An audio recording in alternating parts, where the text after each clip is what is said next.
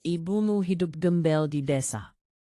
Laut adalah saksi bisu dari janji Ipan pada dirinya sendiri. Di setiap gelombang yang menghantam lambung kapal, ia selalu membayangkan satu hal.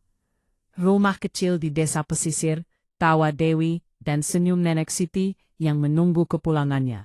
Assalamualaikum warahmatullahi wabarakatuh. Bayangkan seorang prajurit muda berdiri sendirian di geladak kapal perang. Menatap laut luas tanpa ujung, angin asin menerpa wajahnya. Suara mesin berdengung tanpa henti. Dan di kejauhan, hanya ada garis langit yang memisahkan air dan langit. Di tengah kerasnya tugas dan disiplin militer, ada satu hal yang selalu ia simpan rapat-rapat di dalam dadanya. Kerinduan pada rumah, pada keluarga, pada janji yang belum ia tepati. Sahabat semuanya, sebelum kita masuk lebih jauh ke cerita ini, mari kita saling menyapa sebagai bentuk silaturahmi. Tuliskan di kolom komentar kalian, menonton dari kota atau daerah mana. Semoga dengan saling mengenal, kita bisa saling mendoakan, saling menguatkan, dan semoga Allah menyatukan kita dalam kebaikan. Jangan lupa juga untuk subscribe channel ini. Terima kasih untuk sahabat semua yang sudah setia.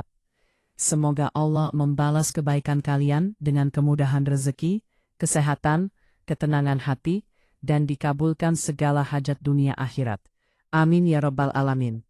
Di atas kapal itulah Letnan II Ipan menghabiskan sebagian besar hidupnya. Usianya masih muda, namun wajahnya menyimpan kedewasaan yang lahir dari pengalaman berat. 7 tahun terakhir hidupnya adalah seragam, jadwal tugas, dan laut yang tak pernah ramah. Ia telah melewati patroli panjang, operasi pengamanan, hingga penugasan yang membuatnya berbulan-bulan jauh dari daratan. Setiap malam saat sebagian rekan tertidur kelelahan, Ipan sering duduk sendiri. Ia menatap bintang, mengingat wajah Dewi, adik perempuannya satu-satunya yang ia tinggalkan sejak masih remaja. Ia juga teringat Nenek Siti, sosok renta yang membesarkannya sejak kecil, setelah orang tua mereka tiada. Dua perempuan itu adalah alasan mengapa ia bertahan, mengapa ia kuat, dan mengapa ia menolak menyerah di setiap misi. Ipan bukan berasal dari keluarga berada. Rumah masa kecilnya hanyalah bangunan kayu sederhana di pesisir desa. Namun di sanalah ia belajar arti tanggung jawab dan pengorbanan. Sejak lulus pendidikan militer dan resmi menjadi perwira, ia berjanji pada dirinya sendiri. Ia akan mengubah nasib keluarganya. Ia akan membangun rumah layak. Ia tidak ingin Dewi dan Nenek Siti terus hidup dalam kekurangan. Karena itulah hampir seluruh gajinya ia kirimkan ke desa. Ia jarang membeli barang untuk dirinya sendiri. Seragam dinas adalah satu-satunya pakaian yang sering ia pakai. Baginya, kenyamanan pribadi bukanlah prioritas. Yang terpenting uang itu sampai ke rumah dan berubah menjadi masa depan yang lebih baik. Di sela-sela tugas, Ipan sering menerima kabar singkat dari desa, pesan-pesan pendek yang selalu ia baca berulang-ulang, tentang cuaca, tentang tetangga, tentang rencana pembangunan rumah yang katanya sudah mulai berjalan. Setiap pesan itu menjadi penguat di tengah lelahnya medan tugas. Namun, ada satu hal yang tidak pernah ia ceritakan pada siapapun. Di balik ketegaran dan kedisiplinannya, Ipan menyimpan rasa bersalah. Ia merasa meninggalkan Dewi dan Nenek Siti terlalu lama. Ia tahu usia Nenek Siti semakin rentah. Ia tahu Dewi seharusnya menikmati masa mudanya, bukan memikul beban hidup. Semua itu membuatnya semakin bertekad untuk segera pulang dan menepati janji. Hari demi hari berlalu, laut tetap bergelombang. Tugas datang silih berganti. Hingga suatu pagi, kabar yang paling ia tunggu akhirnya tiba. Cuti panjang disetujui. Untuk pertama kalinya setelah bertahun-tahun, ia bisa pulang tanpa terburu waktu. Ipan berdiri lama di kabinnya malam itu. Ia membuka koper dan mulai menyiapkan kepulangan. Seragam dilipat rapi, oleh-oleh sederhana ia siapkan. Di sunut koper, ia selipkan satu benda kecil yang ia beli diam-diam. Kunci rumah bukan kunci sungguhan, tapi simbol dari keyakinannya bahwa rumah impian itu sudah hampir terwujud. Di benaknya, ia membayangkan momen kepulangan. Nenek Siti menyambutnya dengan mata berkaca-kaca. Dewi tersenyum bangga. Mereka duduk bersama di rumah baru yang kokoh. Tak lagi khawatir bocor saat hujan atau panas saat siang. Di tengah laut yang bergelombang, Ipan menggenggam pagar kapal dan berbisik dalam hati. Ia berjanji semua pengorbanan ini akan terbayar. Ia tidak tahu bahwa di daratan sebuah pengkhianatan diam-diam telah menunggu kepulangannya. Dan malam itu laut tetap tenang, seolah menyembunyikan badai besar yang akan segera menghantam hidupnya. Setiap gaji masuk, Ipan tak pernah ragu mengirim hampir semuanya ke desa.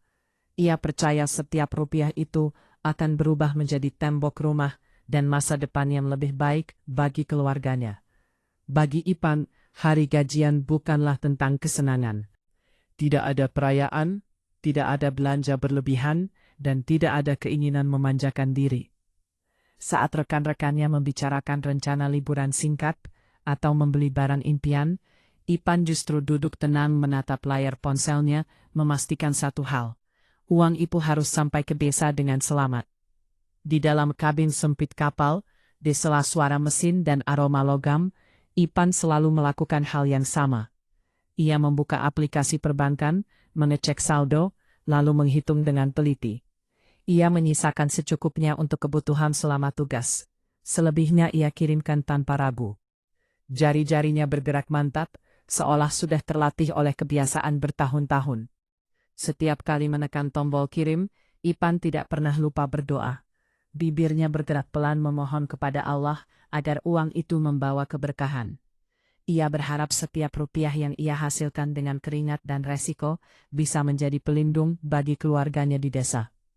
Doa itu sederhana namun tulus. Semoga Nenek Siti sehat dan tenang. Semoga rumah itu segera berdiri. Ia sering membayangkan uang itu berubah wujud. Dari angka di layar ponsel menjadi kayu, semen dan atap yang kokoh. Ia membayangkan Dewi tidak lagi tidur di lantai dingin, dan Nenek Siti tidak lagi khawatir saat hujan turun deras. Semua gambaran itu membuatnya kuat, membuatnya sanggup menahan rindu dan lelah. Tidak sedikit rekan yang heran dengan kebiasaan Ipan. Ada yang menepuk bahunya sambil bercanda, menyebutnya terlalu baik atau terlalu polos. Namun Ipan hanya tersenyum. Ia tahu apa yang ia lakukan bukan karena kelemahan, melainkan karena cinta. Ia percaya keluarga adalah tempat paling aman untuk menitipkan harapan. Di desa ada Pak Suripandri yang sejak awal menawarkan diri membantu mengurus pembangunan rumah. Ipan mempercayainya tanpa curiga. Bagian darah dan ikatan keluarga adalah alasan kuat untuk percaya. Tidak pernah meminta laporan detail, tidak pernah menuntut bukti. Setiap kabar yang datang selalu ia terima dengan lapang dada. Pesan-pesan singkat dari desa menjadi penguat hatinya. Kadang hanya kalimat pendek tentang bahan bangunan yang sudah dibeli, tentang tukang yang mulai bekerja, tentang rencana pengecoran. Ipan membaca semua itu dengan senyum tipis, lalu kembali fokus pada tugasnya. Namun di balik semua itu ada pengorbanan yang tidak terlihat. Ipan jarang membeli makanan enak. Ia terbiasa makan seadanya di kapal. Ia menahan keinginan membeli barang baru. Bahkan untuk sekedar memperbaiki sepatu atau mengganti ponsel, ia selalu berpikir dua kali. Baginya, selama Dewi dan Nenek Siti baik-baik saja, semua itu tidak penting. Setiap kali kapal merapat di pelabuhan luar negeri, Ipan sering melihat kemewahan yang tidak pernah ia sentuh. Tokoh-tokoh besar, lampu kota, dan kehidupan yang serba cukup. Namun, hatinya tidak pernah tergoda. Pikirannya selalu kembali ke satu tempat. Desa kecil di pesisir dengan rumah yang masih berupa impian. Di malam-malam panjang saat ombak tinggi membuat kapal berguncang, Ipan sering terbangun. Ia duduk, menatap gelap dan kembali menghitung dalam benaknya berapa yang sudah ia kirim, berapa yang seharusnya tersisa. Ia percaya semakin dekat hari kepulangan, semakin dekat pula mimpinya menjadi nyata. Namun tanpa ia sadari di daratan, uang itu tidak berjalan seperti yang ia bayangkan. Rupiah yang ia kirim dengan doa dan kepercayaan perlahan berubah arah. Bukan menjadi tembok rumah, melainkan menjadi kemewahan yang dinikmati orang lain. Tapi Ipan belum tahu, ia masih percaya sepenuh hati. Di atas laut yang luas, Ipan tetap melangkah dengan keyakinan. Ia tidak tahu bahwa kepercayaannya sedang diuji, dan bahwa setiap rupiah yang ia kirim diam-diam sedang menumpuk menjadi luka yang akan menyambutnya saat pulang nanti. Langkah Ipan terhenti saat melihat rumah megah berdiri di tanah impiannya. Dadanya terasa sesak. Nama yang tertera sebagai pemilik bukanlah namanya. Perjalanan panjang itu akhirnya berakhir di sebuah persimpangan kecil menuju desa pesisir tempat Ipan dilahirkan. Jalan tanah yang berdebu masih sama. Pepohonan kelapa berdiri berderet dan aroma laut terasa semakin kuat. Namun ada satu hal yang terasa berbeda. Hatinya berdebar lebih cepat dari biasanya. Bukan karena lelah, melainkan karena rindu yang menumpuk selama bertahun-tahun. Ipan melangkah perlahan sambil menarik koper hitamnya.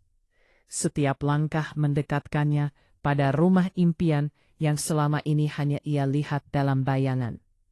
Di kepalanya ia sudah membayangkan posisi teras, warna dinding, dan suara pintu yang akan terbuka menyambutnya. Ia membayangkan Dewi berlari kecil dan Nenek Siti berdiri di ambang pintu dengan senyum hangat. Namun bayangan itu runtuh seketika.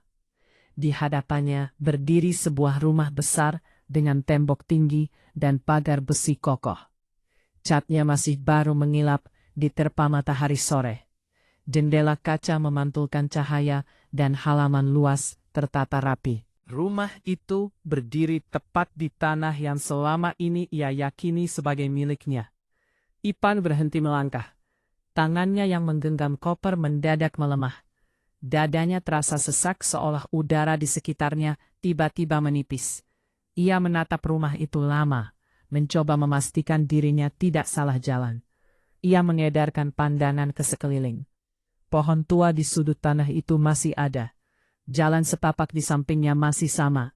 Tidak ada yang berubah kecuali rumah itu. Dengan langkah ragu, Ipan mendekat ke pagar. Di sana sebuah papan kecil terpasang rapi. Tertulis jelas nama pemilik rumah. Bukan namanya, bukan pula nama Dewi atau Nenek Siti. Nama itu terasa asing namun menyakitkan. Pak Suryo. Dunia Ipan seakan berhenti berputar. Selama ini, setiap rupiah yang ia kirim, setiap doa yang ia panjatkan, semua itu seolah berbalik menghantam dadanya. Ia mencoba menenangkan diri. Mungkin hanya kesalahan administrasi. Mungkin hanya sementara.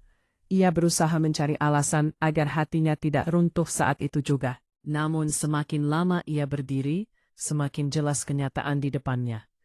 Ini bukan rumah yang dibangun untuknya. Ini bukan rumah untuk Dewi dan Nenek Siti. Ini adalah rumah yang dibangun dari kepercayaannya, tapi bukan untuk keluarganya. Ipan melangkah mundur perlahan. Matanya menyapu sekitar, mencari wajah-wajah yang ia kenal. Beberapa warga melintas, sebagian menoleh sekilas, lalu buru-buru mengalihkan pandangan.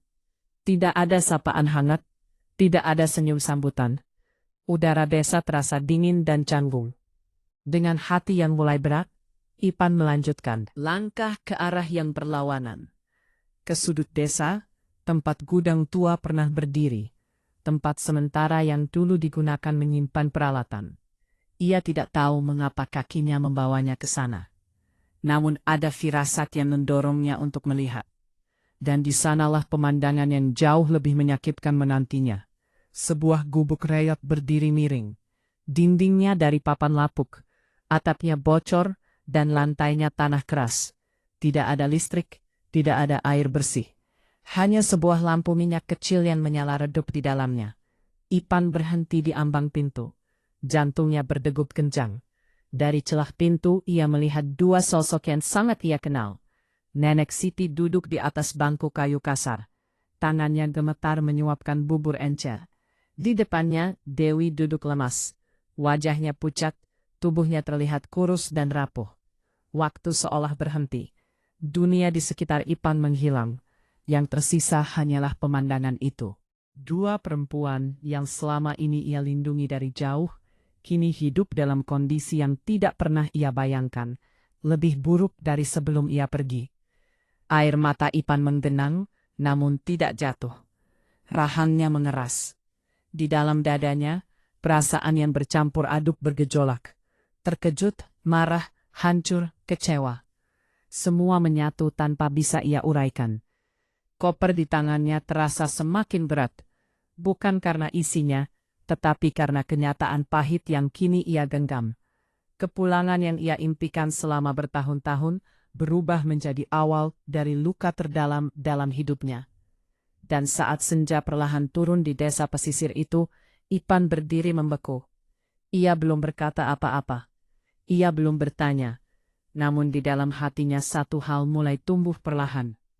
Ia harus mencari kebenaran, dan apapun yang akan ia temukan, hidupnya tidak akan pernah sama lagi. Di sudut desa, Ipan menemukan Dewi dan Nenek Siti. Gubuk reok, lampu minyak, dan bubur sederhana menjadi saksi bisu penderitaan yang selama ini disembunyikan darinya. Ipan berdiri lama di depan gubuk itu. Kakinya terasa berat, seolah menolak melangkah lebih dekat. Bangunan kecil itu nyaris tak pantas disebut tempat tinggal. Dinding papan berlubang di sana-sini. Atap sengnya miring dan berkarat. Beberapa bagian ditahan dengan kayu seadanya. Tanah di sekelilingnya becek bercampur lumpur dan pasir pantai. Tak ada pagar, tak ada halaman, hanya ruang sempit yang seakan terasing dari kehidupan desa. Lampu minyak kecil menyala redup di dalam gubuk. Cahayanya bergetar tertiup angin sore yang masuk dari celah dinding. Bau tanah lembab bercampur asap lampu menyambut indah Ipan. Bau itu langsung menghantam kenangannya. Bau yang dulu sering ia hirup di masa kecil. Bau kemiskinan yang ia kira telah ia tinggalkan jauh di belakang. Perlahan Ipan melangkah masuk. Setiap pijakan kakinya terdengar jelas di lantai tanah yang keras. Di sudut ruangan, ia melihat Nenek Si duduk membungkuk di atas bangku kayu pendet. Rambutnya yang memutih disanggul sederhana, namun terlihat kusut dan tidak terurus. Tangannya yang keriput memegang sendok kecil, menyuapkan bubur encer dari piring retak. Di hadapan Nenek Siti, Dewi duduk bersila di atas tikar lusuh. Wajahnya pucat, matanya tampak cekung, dan tubuhnya jauh lebih kurus dari terakhir kali Ipan melihatnya. Gerakannya lambat, seolah setiap suapan membutuhkan tenaga yang tidak ia miliki. Dewi tidak banyak bicara, hanya menunduk, menerima bubur itu dengan patuh. Ipan merasakan dadanya seperti diremas kuat. Ia ingin segera memanggil mereka, memeluk dan bertanya, namun tenggorokannya tercekat. Suaranya tertahan oleh pemandangan yang terlalu menyakitkan. Ia berdiri terpaku menjadi saksi diam dari kehidupan yang tak pernah ia bayangkan akan mereka jalani. Nenek Siti berhenti menyuap ketika menyadari kehadiran seseorang. Ia mengangkat wajah perlahan. Matanya yang mulai rabun menatap Ipan beberapa detik. Sendok di tangannya bergetar, lalu jatuh ke piring, menimbulkan suara kecil yang menggema di ruang sempit itu. Ipan melangkah maju. Suaranya akhirnya keluar, lirih dan bergetar. Ia memanggil neneknya. Satu kata sederhana namun penuh beban rindu dan rasa bersalah. Nenek Siti terdiam. Lalu air mata mulai mengalir di wajah rentak itu. Tubuhnya bergetar dan ia bangkit dengan susah payah, berjalan tertatih mendekati cucunya. Pelukan itu terjadi tanpa kata. Ipan memeluk Nenek Siti erat, seolah takut kehilangannya jika ia melepas. Tubuh neneknya terasa ringan. Terlalu ringan. Tulang punggungnya menonjol. Napasnya pendek dan lemah. Ipan menundukkan kepala, menyembunyikan air mata yang akhirnya jatuh. Dewi ikut berdiri. Matanya berkaca-kaca, namun senyumnya dipaksakan. Ia memanggil kakaknya dengan suara pelan. Ipan memeluk Dewi, merasakan tubuh adiknya yang kurus dan dingin. Dalam pelukan itu ada ribuan pertanyaan yang tidak terucap. Ada penyesalan. Ada amarah, ada rasa gagal yang menghantamnya tanpa ampun. Ipan memandang sekeliling gubuk. Tidak ada perabot layak. Hanya satu bangku, satu tikar, satu lampu minyak, dan beberapa peralatan dapur sederhana. Di sudut lain, ia melihat jarigan kosong dan ember kecil. Air bersadar dari sumur jauh. Tidak ada listrik, tidak ada kenyamanan, tidak ada keamanan. Ia teringat rumah megah yang baru saja ia lihat. Tembok tinggi, pagar kokoh, lampu terang. Kontras itu seperti tamparan keras. Uang yang ia kirimkan dengan doa, kepercayaan, dan pengorbanan ternyata tidak pernah membawa keluarganya keluar dari penderitaan. Nenek Siti duduk kembali sambil menarik nafas panjang. Dengan suara pelan ia mulai bercerita tentang hari-hari panjang yang mereka lalui. Tentang janji-janji yang tidak ditepati. Tentang pengusiran yang datang tanpa peringatan. Tentang malam-malam dingin tanpa lampu. Dan hari-hari lapar yang harus mereka tahan. Dewi menunduk saat mendengarnya sendiri. Ia tidak pernah ingin kakaknya tahu. Ia selalu menulis pesan singkat yang baik-baik saja. Ia memilih menyembunyikan luka. Takut menjadi beban. Setiap kali menerima kiriman uang, ia hanya berharap besok akan lebih baik. Namun, harapan itu selalu pupus. Ipan mendengarkan tanpa menyela. Rahangnya mengeras, tangannya mengepal.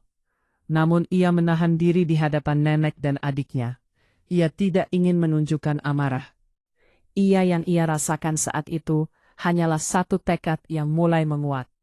Ia tidak akan membiarkan penderitaan ini berlanjut.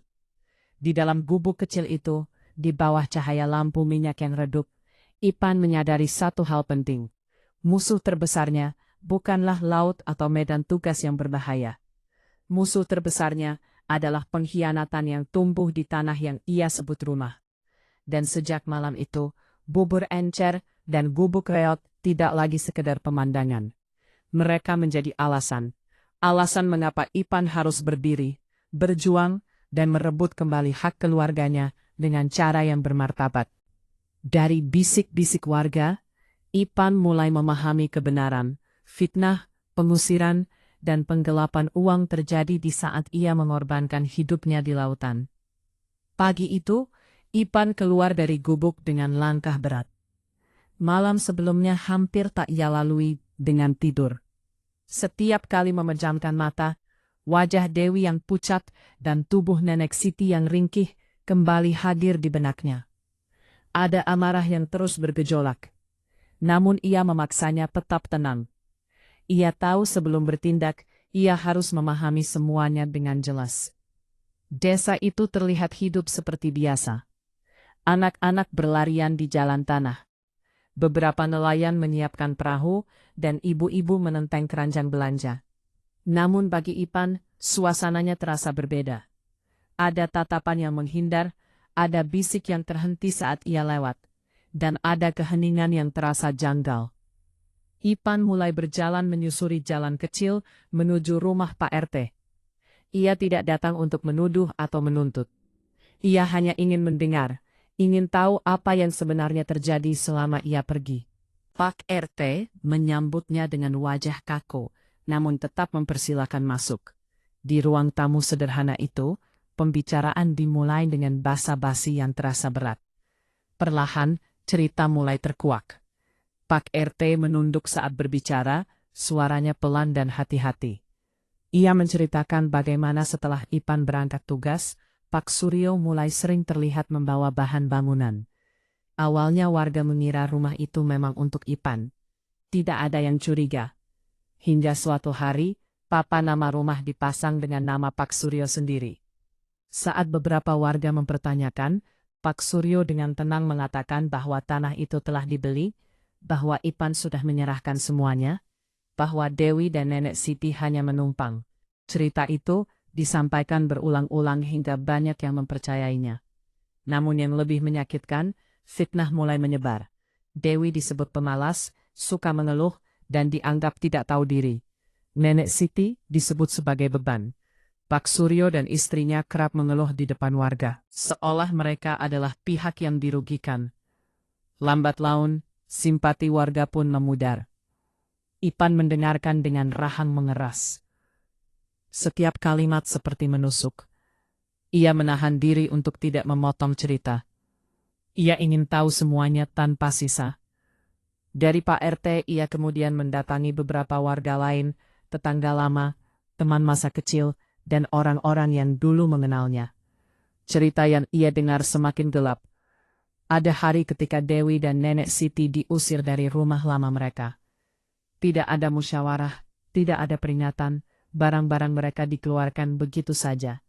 Dewi menangis, Nenek Siti gemetar. Namun, tidak ada yang berani membela. Warga takut dianggap ikut campur, takut terkena masalah. Sejak saat itu, Dewi dan Nenek Siti tinggal di gubuk bekas gudang.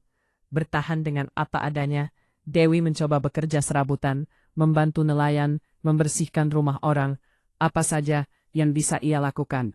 Namun tubuhnya semakin lemah. Makan seadanya, tidur di tempat lembab, dan beban pikiran membuat kesehatannya menurun. Uang kiriman dari Ipan tetap datang. Namun, warga jarang melihat dampaknya karena sebagian besar uang itu langsung dipegang Pak Suryo dengan dalih mengurus pembangunan dan kebutuhan keluarga. Tidak ada laporan, tidak ada bukti, semua berjalan di balik layar. Ipan berjalan semakin jauh ke dalam desa. Mendengar cerita demi cerita, tidak ada satuan yang terdengar membela Pak Suryo sepenuhnya. Namun tidak ada pula yang berani melawannya. Semua memilih diam. Diam yang ternyata menjadi bagian dari penderitaan keluarganya. Di tengah perjalanan, Ipan berhenti di tepi pantai. Ia memandang laut yang tenang, laut yang selama ini menjadi saksi pengorbanannya. Di sanalah ia mempertaruhkan nyawanya. Sementara, di daratan kepercayaannya dirampas tanpa perlawanan. Hatinya terasa berat. Ada rasa bersalah yang menekan dadanya. Ia menyadari satu hal pahit. Selama ini, ia terlalu percaya, terlalu yakin bahwa niat baik akan selalu dibalas dengan kebaikan. Ia lupa bahwa tidak semua orang memandang keluarga sebagai amanah.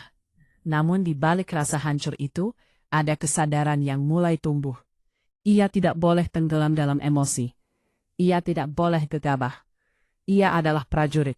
Ia terlatih untuk menghadapi tekanan, bukan lari darinya. Sore itu, Ipan kembali ke gubuk. Ia duduk di samping Dewi dan Nenek Siti. Ia tidak menceritakan semua yang ia dengar. Ia hanya menggenggam tangan mereka, memberi rasa aman yang sudah lama hilang. Dalam diam, ia menyusun langkah. Cerita yang terkuak perlahan itu bukan hanya membuka luka lama, ia juga membuka mata Ipan tentang satu hal penting.